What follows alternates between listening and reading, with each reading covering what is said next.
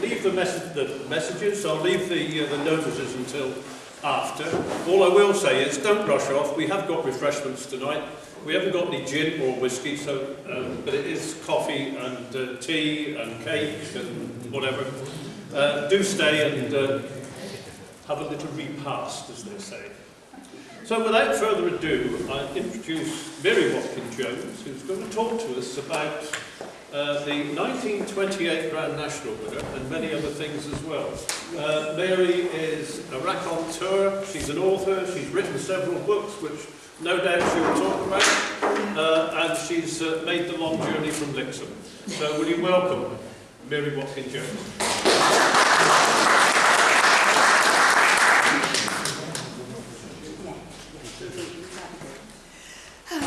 Good evening.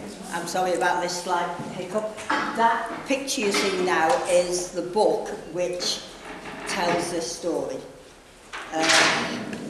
My husband and I farmed in Holywell for 35 years, but I'm a Cheshire farmer's daughter from Nantwich, where most of my family lived. We were all farmed, we all rode horses. I actually went hunting when I was 2.5 on the leading rein. My great-grandfather went to the Boer War on a horse, came back and trained the Grand National. My grandfather rode a horse to pull the guns in World War I. And my uncle, my grandfather's son, actually was called up with the Shropshire Yeomanry on horse. We've just done nothing but with horses all our lives. There's a Welsh dresser in my dining room, which my grandfather took in part exchange for a horse. My cousin Alan rode point-to-point races. My brother, sister and I all competed in gymkhanas. My brother's pony Pickles ended up competing at White City in a national pony club competition. Now Pickles was famous. Pickles loved ice cream. When we used to go to gymkhanas, he used to pinch children's ice creams. It was a bit naughty. Yeah. But behind every great story, the story I'm going to tell you tonight, there's people like you and me doing our best just to get through life and do what keeps us happy in the world. And that's what Great Grandad did when he trained in 1928 Grand National winner. He was a farmer's son from near Malpas. We talk about him at all our cousins' reunions. He was born in 1870 at Cuddington near Malpas in Cheshire, son of Tom and Mary. When he was 3, they moved to his grandfather's farm, where his grandfather was listed as a cowkeeper. And Joe recalled as a lad carrying butter to Malpas to supplement the family income. At about 1820, the story is that he actually ran away from home, but he wanted to work with horses. And Lord Dudley from Worcester had a hunting box called the Boiling at Church Street in Malpas. Now, if I pass this book round, you'll see various pictures relating to this talk, and that place is still there now. The bowling is. It's a hunting box. This is a lodge where rich people would set up for the hunting season. They were quite common for those who had the money. The first one was King John's, which was built in 1912 in Somerset. But Lord Dudley used to come up from Worcester to ride with the Cheshires. Early in Joe's career, he was breaking a horse in when it threw him and his foot was stuck in the stirrup and he was dragged round the field for a number of times before somebody caught the horse. And for the rest of his life, he walked with a limp. 10 years later, in 1893, he married Catherine Doran in Malpas Church. She was the daughter of Captain James Doran and his third wife, Elizabeth. Captain Doran had died in 1877 on his ship near the island of Java, and he was buried at sea.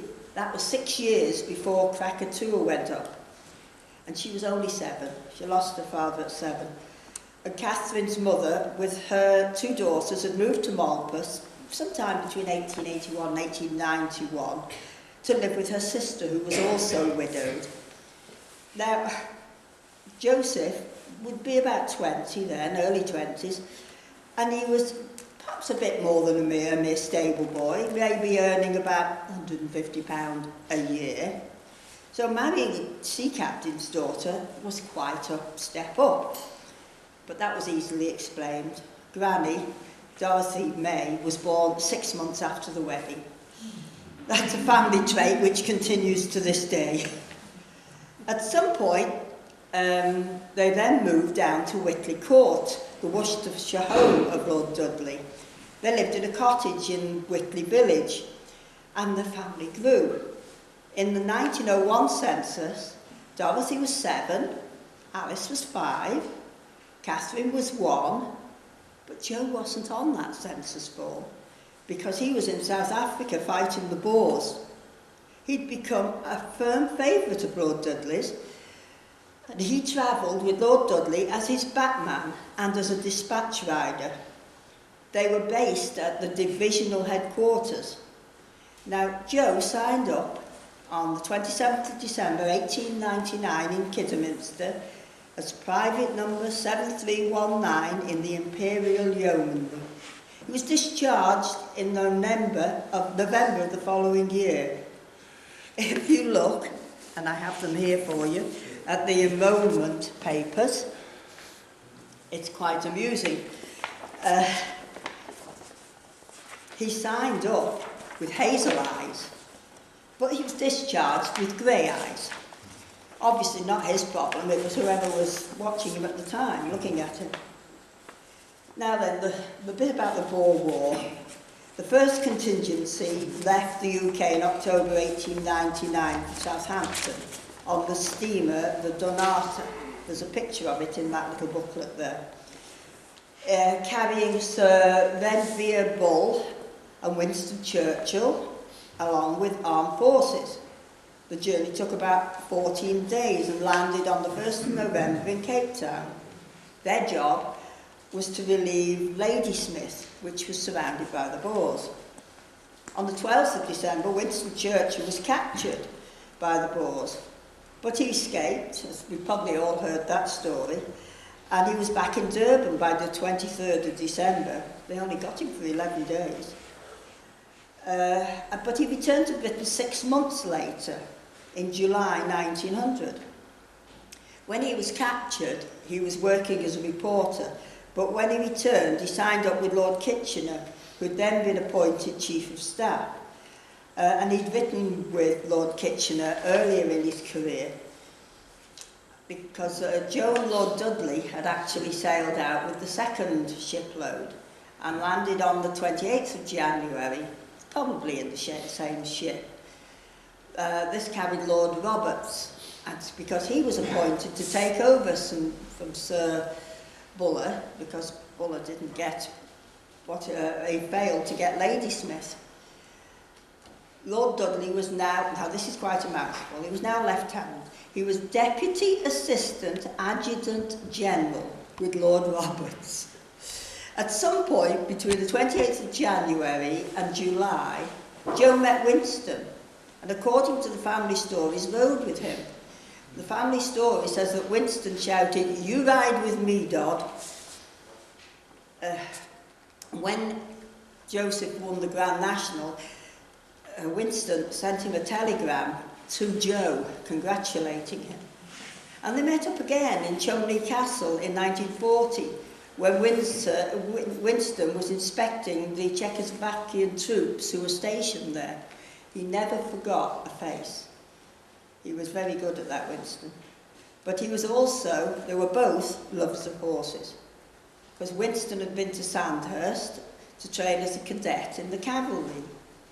He joined the 4th Hussars in 1895 and went to India, where he had a string of polo ponies. He took part in fighting in India, and then he joined Lord Kitchener in North Africa and fought the dervishes. He left the cavalry to write, and when the Boer War started, the Morning Post offered him a reporter's job with all the expenses paid, guaranteed for 4 months, as a war correspondent. It's better pay than the army. After escaping, he then signed up again to be with Lord Kitchener to fight for the duration. After the Boer War, Lord Dudley and Grandad returned from the Great War. Lord Dudley was offered the post of Lord Lieutenant of Ireland at a time when we ruled all of Ireland. And he took up his post in 1902, living in the Vice-Regal Lodge in Phoenix Park in Dublin. Joe and his family went with him, and they moved into their new home in Consilla in Phoenix Park. It was here that their only son, Tom, was born in 1905. It was here that he learned how to train racehorses. He worked with Lord Dudley's Irish trainer, because Lord Dudley had quite a few wins in national hunt races in Ireland. Lord Dudley mixed with the jet set. He was a personal friend of Edward VII. Lord Dudley's family had earned their money on the back of coal mines in the West Midlands. Whitley Court in Worcestershire was heated using 30 tonne of coal a day from the mines, brought up first by canal and then by horse and cart. And they had what we call central heating. They had a whole heating system onto the house. And the house had reached its peak in the 1850s. So Jill was actually working in a very modern surroundings from its time. This is English Heritage. Hang on, we've got too much in here. That's the Whitley Court book written by English Heritage, which shows you some of the place that he worked in. Although they returned in 1906, Joe and Lord Dudley returned to England, the parties continued in Dublin. During one of these parties in Dublin Castle, a year later, at which the Prince of Wales was present, the Irish crown jewels were stolen, and they've never ever been found. After that job, Lord Dudley was then appointed Governor-General of Australia. I think this must have been a step too far for Joe and Catherine. So Lord Dudley asked the Duke of Westminster and Lord Kenyon if they'd got an empty farm that Joe could rent. In the end, Mr. Poole from Marbury in Cheshire offered him a farm. Joe's father also rented a farm there, and so they knew the family. They took up residence at Marley Lodge, the next door to Joe's father and mother, Tom and Mary. Joe's son Tom farmed here after his father, and I used to visit as a child, and there's a plaque over the stable door to this day commemorating the race. In 1913, Joe obtained his trainer's licence, but he had to relinquish it a year later because food production was the order of the day. Yet this is one of his very early wins, dated 1913. That is the first picture of one of his wins. I'll pass those. As you can see, we've got so much stuff. The whole family shares these stories. Yeah. In 1919, after the war, he was able to renew his licence. And he was joined by Jack Cook from Whitley, who'd been head boy, as his head boy. Jack had been the whipper-in with the hunt in Whitley, and they were good friends. He went on to have a number of successful racing horses at Ludlow, Cheltenham, Haydock and Hexham, but the 1928 was his best, his greatest achievement. Joe and Catherine had many ups and downs during their life. My grandmother, Dorothy, was their oldest daughter. They lost 4 daughters. Their second daughter, Alice Mary, took ill with pneumonia in Whitley Court and died, and she's buried there. Lucy took ill on the boat going over to Ireland, and she's buried in the military cemetery in Dublin. Molly drowned in a pond in Marley Lodge, aged 2, and Josephine also died, aged only 2. Their only son, Tom, married late in life and had one son, Robert. And Robert was younger than me. And he died when he was 40. He had a brain tumour. But Granny went on to marry Sidney Williams and have 6 children, the youngest of whom died in 2015, aged 83. They had 15 grandchildren, and most of us are interested in Joe and his stories. And that's what we talk about when we have our family reunion dinners every year. My grandmother's youngest sister, Joan, had some of the pictures and other treasures from the race. And she had no children, and she stipulated in her will that we had to go and buy whatever we wanted. It had to be sold, and it was sold in Mike's Manley's sale room in Beeston.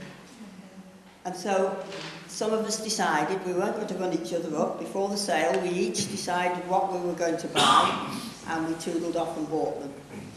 Yeah, the far picture, the big horse, that's the one I bought. The one on the left, my cousin bought the original, and that is a copy of a picture that was presented to Joseph by the Mayor of Crewe.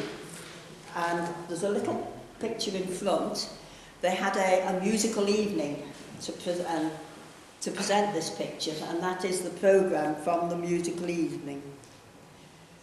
Joe died in 1952, aged 81, and he's buried with his wife in Marbury Church, along with a lot of other members of the family. They're all there. So now I'll tell you about the race itself. You've all heard of the Grand National. There's very few of you haven't. Over 30 fences, it's one of the greatest horse races on earth. It's been the centre of many notable stories. The first Grand National was run in Aintree, as we know it, in 1839.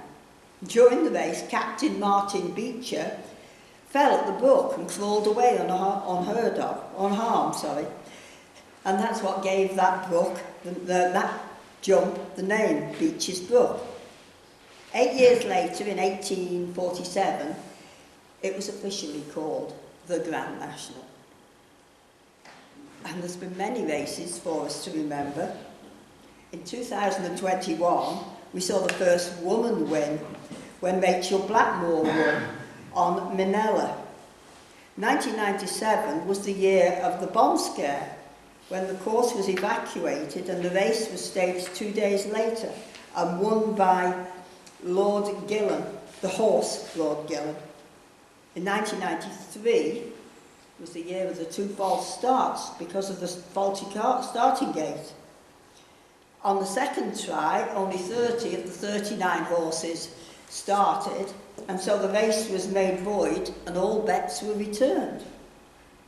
In 1983, Jenny Pittman became the first female trainer to win a national with Corbière, and she followed it up 12 years later in 1995 with Boyle Athlete. In 1973, 74 and 77, Red Rum was the first horse to win the Grand National 3 times. And when he died in 1995, he was buried at the finishing post at Aintree. Oh, my father always says, no, he wasn't. He was taken to the kennels to be eaten by the dogs. They just dug a hole, but that was my father's story.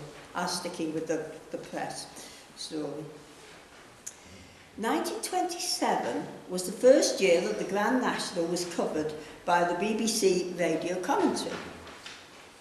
1 year later, 1928, 30th of March, the 10-year-old horse Tipperary Tim was the 100-to-1 outsider who won the race. Only 2 horses completed the course of the 42 that started. This remains a record for the least number of finishes. The second horse actually remounted after falling at the last jump. Tipperary Tim was born in 1918, making him a 10-year-old when he won. He was bred by J.D. Dutton from Grange Farm, Upton, in Chester. He was bought by Mr. C. Kenyon as a 3-year-old for 300 guineas. and was sent to Joe to train. He won his first race at 4-year-old in Cornwall Park. This was a racecourse in the Malvern Hills, which operated from 1900 to 1939. But when it came to the National, he was having trouble breathing, and Joe got permission to tube him. They used to put a brass tube in the help to help the air go in, to ease the problem. And when he died, he was buried at Marley Lodge. The owner, Mr. C. Kenyon, sadly died in 1920, and his brother, Harold Kenyon, took over the string of horses and left Tipperary Tim with Joe to continue training. On the day of the race, Joe took Tipperary Tim to the station to travel by train, but on the way he stopped with Mr. Spore's smithy in Bangor-on-Dee to have the horses' racing shoes fitted. They're a lighter weight shoe than the normal road shoe, because in Marbury he was trained on the roads. He needed a good strong shoe. He did a lot of his walking on roads then. The jockey. The most important job on the day is that of the jockey. Being a jug jockey is one of the most dangerous jobs you can do. Well, it's the only job I know where an ambulance follows you round. Broken bones and lost teeth are the norm. Tipperary Tim's jockey was Billy Dutton, an assistant solicitor in the Chester firm of Mason and Moore Dutton. They still practice as Cullymore Dutton at 20 Whitefriars, Chester. Billy Dutton was born into a Cheshire farming family and graduated from Cambridge University, but he gave up law 4 years after the race to become a trainer in Staffordshire. During the Second World War, he served in the Royal Armed Service Corps, and after the war, he trained horses up at Malton in North Yorkshire until he died in 1958. The day before the race, his mates in the office said, "You'll stand a chance if they all fall." And they did. I'll tell you a bit about the race because I don't know whether we're going to be able to show you the film or not. We'll give it a go in a bit.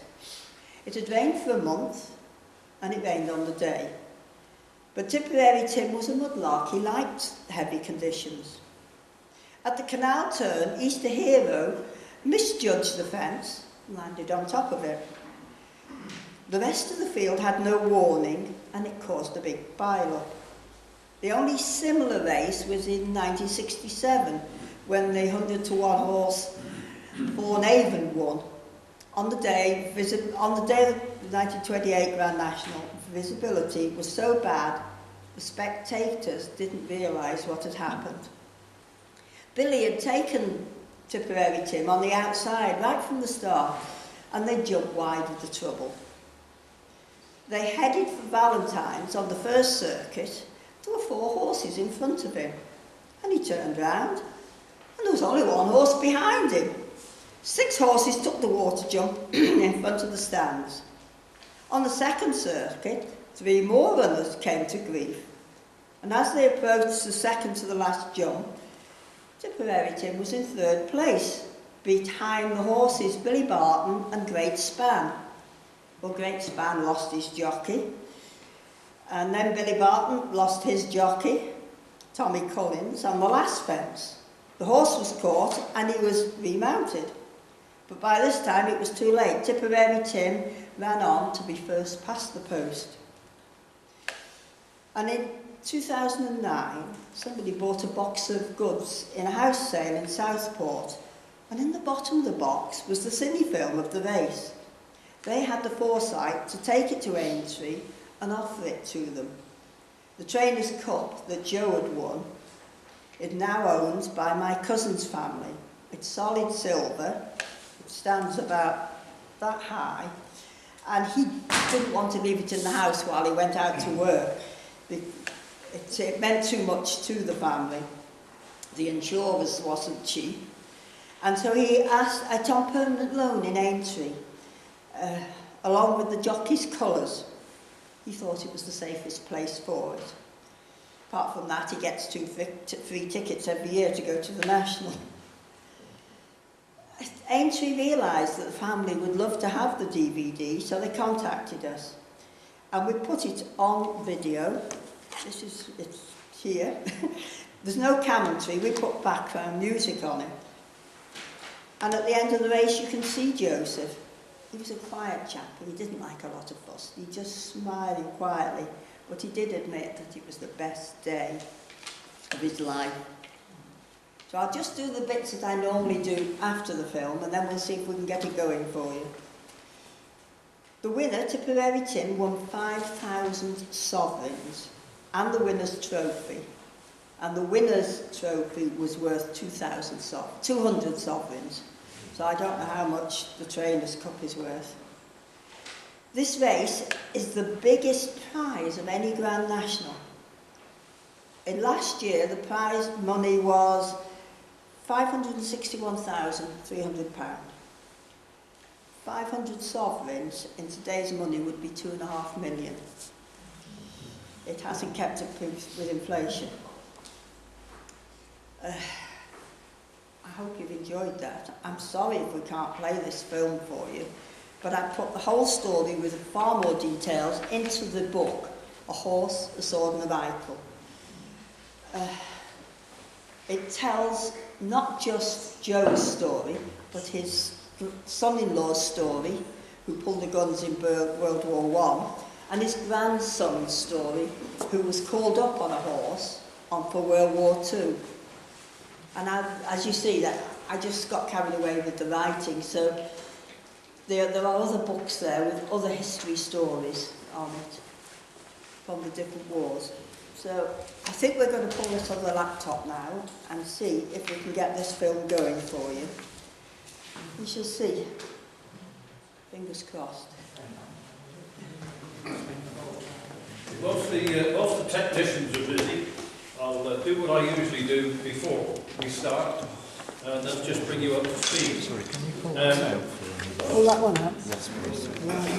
And I've done a lot of searching. There was nowhere in the world he didn't sail to, on the old clipper ships. It took 9 months to go to San Francisco and back, but he still managed 3 wives and reared 6 children.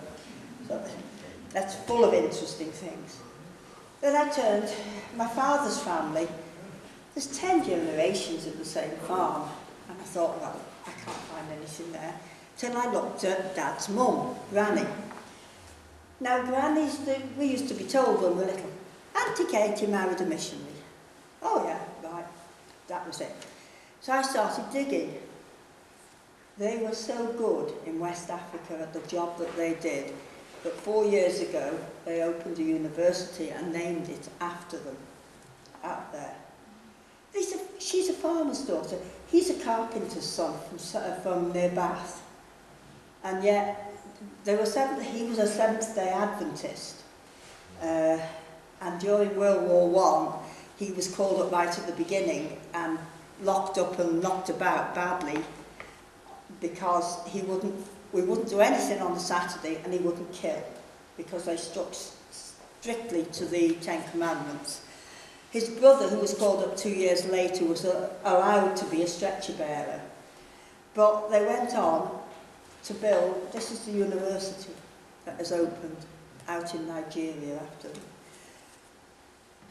I just enjoy the writing, that's all, but those books are there. So we're going to see if we can get this film going. Where are we? Bit on the end one.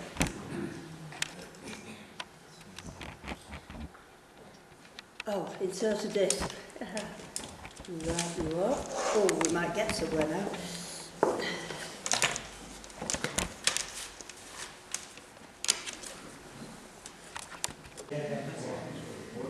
There he is winning. There's a horse coming up behind. There's a picture thing and then there's the race itself. This is almost done now. Got your bets on? The crowds were just as busy, weren't they? You know, it was just chocker. That's great, Grandad, there, with the bowler hat on. Yeah. Right, I'll have 5 shillings on to the There are various stories about that. Yeah. There was a chappie on the train sat with him. Oh, you know, where are you going? What are you doing? What is... So, two weeks after the race, this big box arrived up to his wife. And there was a little letter inside it. He says, I sat with you on the train. I put a fiver on you, and I put a fiver on the favourite. There's a cup. That's the trainer's cup. He says, I won both. He says, I haven't had such a good day in racing. He says, I know you don't want anything, so I've sent you this gift for your wife. And it is a china, beautiful pink china 12-piece dressing table set, which has come down to my brother. My brother's inherited that now. So, right, let's see if we can get the race to show now. Here we are.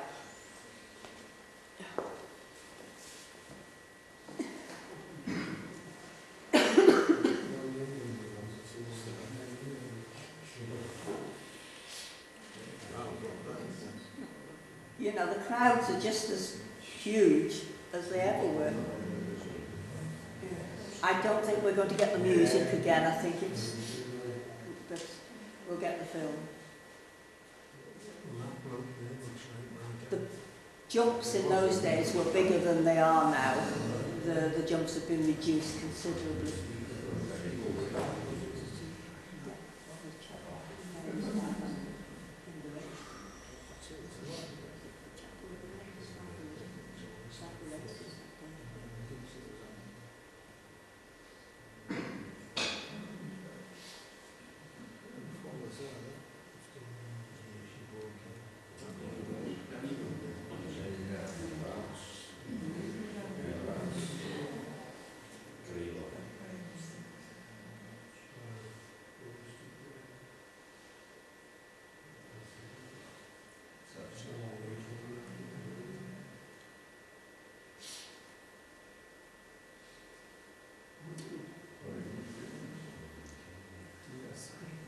They just keep falling.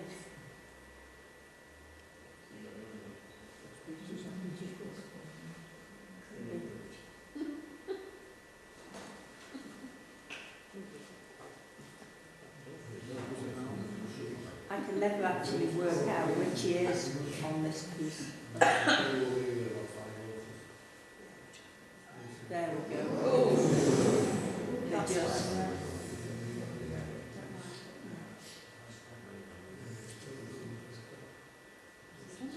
and they start refusing. There's an awful lot refused.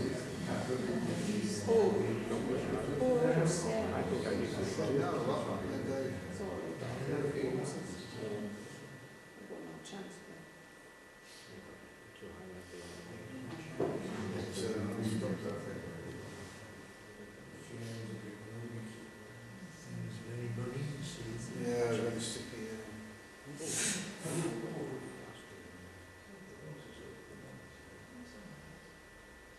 I don't think they even had the ambulances going around then like they do now.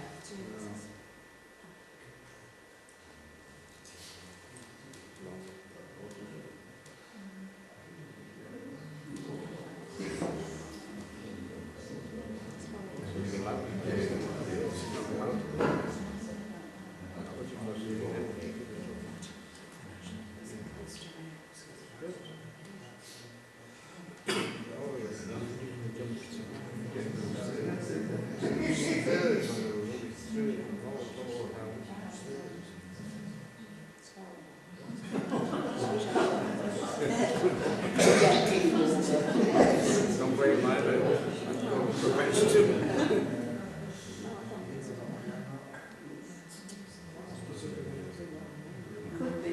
Oh, yeah. It's up on the outside. I know that.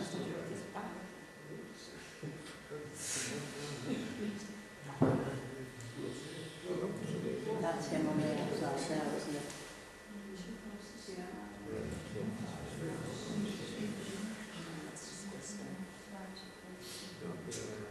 There he is.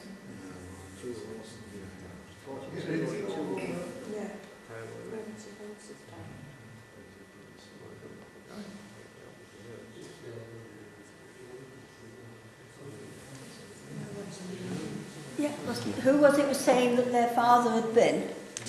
Yeah. I bet you he talked about it every time it came on, every year, didn't he? That's it. I Yeah. don't believe that he won 25 quid though. He would have had about 1/4 of his wages per month. I mean, yeah, those who did, which wouldn't be many, had a field day, didn't they? Absolute field day. Apparently there were some objections at the time. They didn't think it was a fair race. They reckoned that because it was the favourite that came second, and there was, obviously there's always controversy, isn't there, at a Grand National? Are you quite happy with that now? I'm sorry about the fun and games we have. I've just put that on the picture.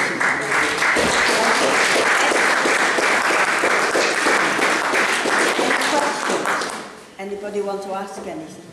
Can I ask a question? Yep. Are you related to Elizabeth Watkin-Jones, No. who was a lady who wrote books for the medium of Welsh? No. One was very No. famous called Ined Bengoch. No, the Watkin bit comes from, obviously, my maiden name was Hockenhull. The Jones is from Razor Kai. And John's grandmother was a Watkin and refused to give up the Watkin when she married. So hence, yeah. And we only ever say Mary Jones, but on all official papers, it's Watkin Jones. So that's why it is, because it's Watkin Jones on the books. All the papers. But we're not related to. And I'm afraid I don't speak Welsh. Have you heard of her? No. Okay. No, I've not heard of it. No. Any other questions? Then? My parents, my mother's family, well, my father's family, are from Barrow Lake. And my family are all, I'm John Teggy Watkin-Jones, and it's Lynn Teggy. The lake is Lynn Teggy, isn't it? Yeah. That's all in my family. Yeah. Were any of the horses or any of the jockeys put down before? Sorry. This stuff. Were any of the horses or any of the jockeys put down before? I don't know. I couldn't tell you. But you do have to remember, those jumps were a lot bigger than they jump today. They were a different ball game. But I know you'll see it in the book. Uncle John said that great granddad in Marby, it's flat in Cheshire, but they did have a hill. And he would walk the horses up this hill as part of their training to strengthen their legs, so that they could cope with that heavy ground. You know, so he obviously did a good job. Was he quite a heavy horse? Well, that's the picture. I'm no expert on horses, I'm afraid. Just like the heavy going, didn't he? He liked the heavy going. He liked heavy going. Yeah, they said that. He liked it. They say the bigger the horses, the better they are. Yeah, that's it. No, that's it. It's not a big challenge. He actually get out when he race. I don't know how much he got, but I bet you the pub, which is walking distance from the farm, had a good night. I don't suppose he retired on it, did he? No, Didn't retire. no, that's it. No, I think he lived in Marley Lodge with his son. Yeah, he died first, because I know his wife